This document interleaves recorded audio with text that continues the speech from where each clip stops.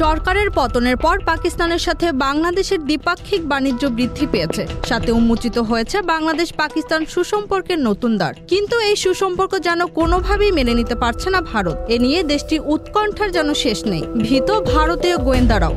বাংলাদেশ ভ্রমণে পাকিস্তানি নাগরিকদের ভিসার জন্য ক্লিয়ারেন্স লাগবে না। সম্প্রতি বাংলাদেশ সরকার থেকে এই সিদ্ধান্ত নেওয়া হয়েছে। এ কারণে 2024 সালে পাকিস্তানি নাগরিকদের ভিসার জন্য 2000 ক্লিয়ারেন্সও দেওয়া হয়, যা নিয়ে শুরু হয় ভারতের গাচ্চদাহ।